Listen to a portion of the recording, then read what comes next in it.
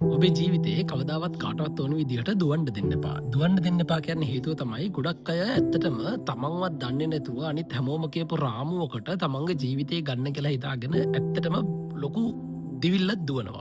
ඒකෙදි මෙහෙමයි සාමාන්‍යයෙන් අවුරුදු 20 25 වෙනකොට විවාහ වෙලා තියෙන්න ඕන, තමන්ටම කියලා බිස්නස් එකක් එහෙම නැත්නම් ජොබ් එකක් තියෙන්න ඕන, ඒ වගේම තමන්ටම කියලා ගෙයක් තියෙන්න ඕන, වාහනයක් තියෙන්න ඕන, අතේ මහ ලොකු ඉතුරු කරපු සල්ලියක් තියෙන්න ඕන කියලා මෙන්න මේ මෑත කාලිනව හදාගත්ත දේවල් ගොඩක හිර වෙලා මිනිස්සු මොකද කරන්නේ ඇත්තටම ලොකු දිවිල්ලක් දුවනවා. ඒ නිසා මොකද වෙලා තියෙන්නේ තමන්ටම තමන් තුළ තිබුණු සැනසීම නැති කරගෙන ඉඳලා තියෙනවා. මෙන්න මේ කියන රාමුව මේ හදලා දුන්නේ කවුද? තමන්ගේ බාහිර ලෝකේ. එතනදි වෙලා තියෙන්නේ බාහිර ලෝකේ ඉන්න කිහිප දෙනෙක්ට මේ කියන විදියට එයාලා හදාගත්ත මේ ඉලක්ක ටික සම්පූර්ණ කරගන්න පුළුවන් වුණා වෙන්න පුළුවන්. එතනදී ඒක ලෝකෙටම දීලා තියෙනවා. මෙන්න මේ විදියට විය යුතුයි, මේක තමයි සාර්ථකත්වය කියලා. හරිද?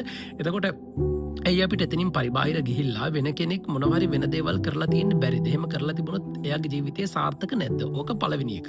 අනිත් කාරණාව තමයි ඇයි අපිට අවුරුදු 30 35 වෙනකොට අපි 30 35 වෙනකොට ඔය කියන විදියට විවාහ වෙලා ගෙවල් හදාගෙන වාහන අරගෙන මුදල් ඉතුරු කරගෙන මේ දේවල් කරන්න බැරිද? 20 25 වෙනකොට මේ දේවල් ටික ඔක්කොම කරගන්න ඕන කියලා අපි දෙන මේ ප්‍රෙෂර් එකත් එක්ක අපි හිතමුකෝ 20 25 වෙනකොට මේ දේවල් ටික ඔක්කොම කරගත්තේ කියලා.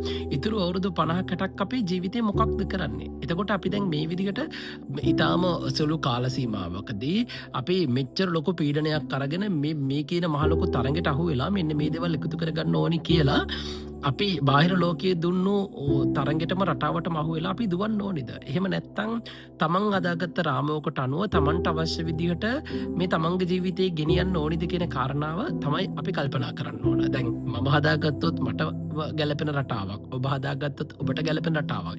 ඒ රටාවේදී සමහරට ඔබ වැඩි කාල සීමාවක් දීලා වෙන්න පුළුවන් ඉගෙනීමට. එහෙම නැත්නම් ඔබට තියනවා වෙන්න පුළුවන් ඉස්සෙල්ලා තමන්ගේ ව්‍යාපාර ගොඩනගා ගන්නවා.